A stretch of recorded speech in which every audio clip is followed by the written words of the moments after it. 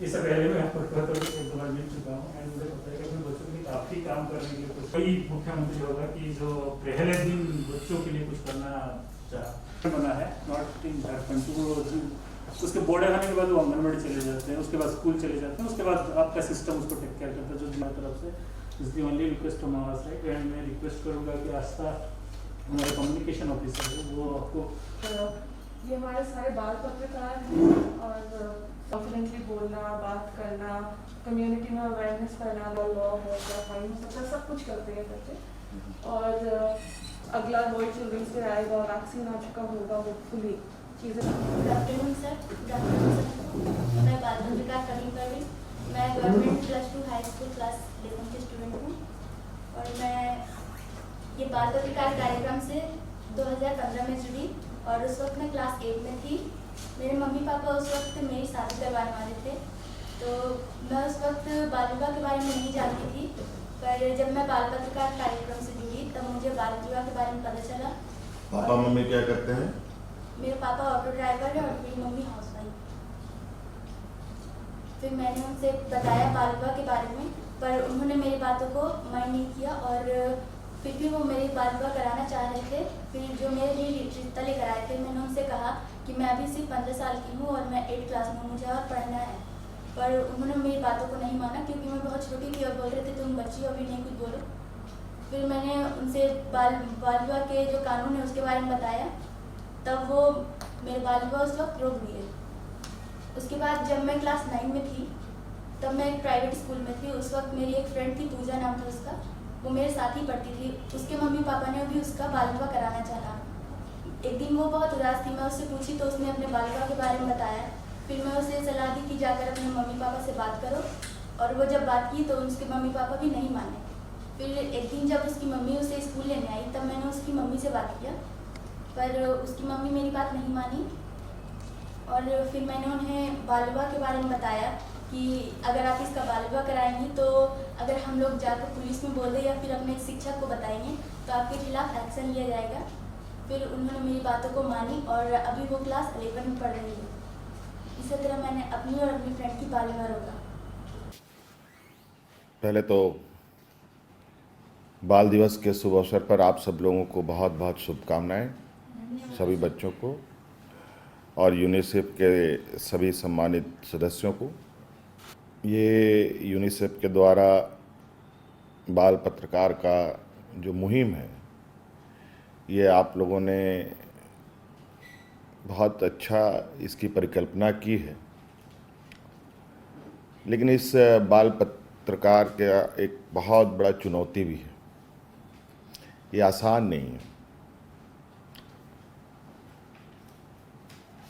इसको आसान बनाने के लिए हम सबको मिलकर प्रयास करना होगा। और मुझे पता है कि इस लॉकडाउन में किन किन समस्याओं से आप लोग जूझे हैं या अभी भी जूझ रहे हैं, और इसके समाधान के लिए लगातार हम लोग चिंतन मंथन पर भी हैं। अभी आप लोगों को पता होगा कि आप लोगों के कोर्सेस का जो बोझ था उसको भी घटाने के लिए हम लोगों ने कोर्सेस को भी कम किया है, ताकि आप पर जो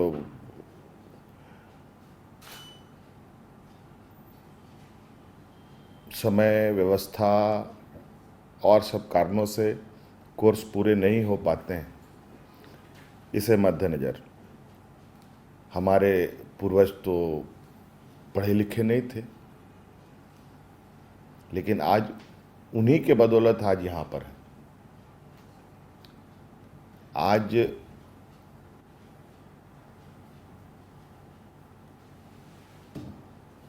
पढ़ाई जितनी ज़रूरी है उतने ही साथ साथ में हाथों में हुनर भी ज़रूरी है।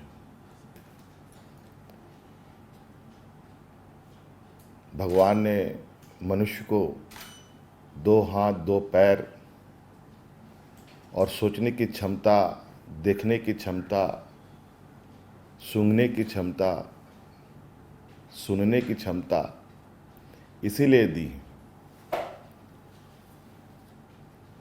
कि लोग अपने पैरों से चले, अपने हाथों के हुनर से अपना जीवन यापन कर पाए। समय बदलता गया है, अब शिक्षा का महत्व है, लेकिन गरीब पिछड़े राज्यों में गरीबों के लिए सबसे बड़ी चुनौती है अपना जीवन को संघर्ष में ये से बाहर निकालना। आज ये बात सरकार की जिम्मेवारी है कि हर परिवार और हर परिवार के बच्चों को पढ़ाने के लिए, इसी वजह से सरकार ने समय समय पर शिक्षा का अधिकार जैसा कानून बनाया। बच्चे पढ़ाई में इंटरेस्ट जगाने के लिए गरीब बच्चों को स्कूलों में मिड डे मील देने का कार्य योजना तैयार हुआ। कम से कम वो स्कूल के दरवाजे तक आए। इसमें कुछ हद तक सफलता भी मिली। कई गरीब माता पिता सोचे कि इस बहाने कुछ पढ़ाई भी कर लेंगे। फिर इस तरीके से ये चीज़ें चलती रहीं और आगे चल भी रही हैं। अभी हम लोग शिक्षा को लेकर लगातार बैठकें करते हैं, हमेशा नई सोच के साथ आगे बढ़ रहे हैं कि हम लोग कितना अधिक से अधिक बच्चों को शिक्षित कर पाएँ। और शिक्षित के साथ साथ सबसे बड़ी बात है रोजगार। शिक्षित होने के बाद रोजगार प्राप्त नहीं होना ये एक बहुत बड़ी चुनौती होती है, और उसमें अगर शिक्षा ग्रहण करने के बाद रोजगार नहीं मिलता है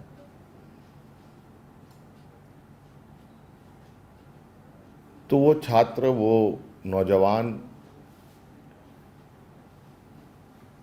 फिर एक नई मुसीबत में घिरता है, मानसिक बीमारी का शिकार हो जाता है।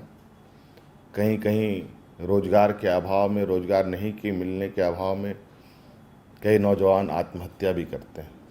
ऐसे भी खबरें आप लोगों ने सुनी।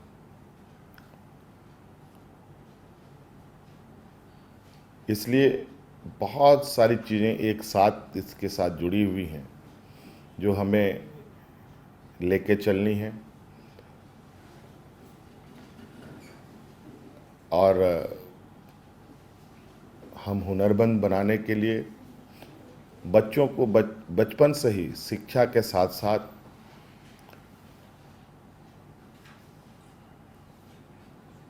उसके हाथों में ऐसे हुनर पैदा करने की कार्य योजना पर काम कर रहे हैं कि उसको रोजगार तलाशने में सहूलियत हो और इस बीच वो अपने पैरों पर भी खड़ा होने के लिए काबिल बन पाए। तो इसलिए आप लोगों का प्रयास काफ़ी सराहनीय है। हम तो चाहेंगे कि बाल पत्रकार के कुछ आप लोग यूनिसेफ के तरफ से कुछ ऐसे चीज़ों पर जो हमारे बच्चों ने बताया कि बाल मजदूरी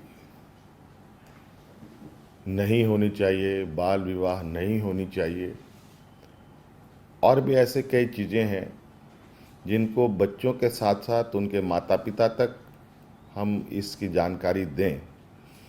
इसके लिए हमें बच्चों के स्कूली शिक्षा में जो पुस्तकें हैं उनमें से कहीं कहीं पन्नों के अंदर हमें ऐसे कानूनों के बारे में कुछ पन्ने जोड़ने भी चाहिए, ताकि वो जब बच्चा स्कूल से घर किताबें लेके जाए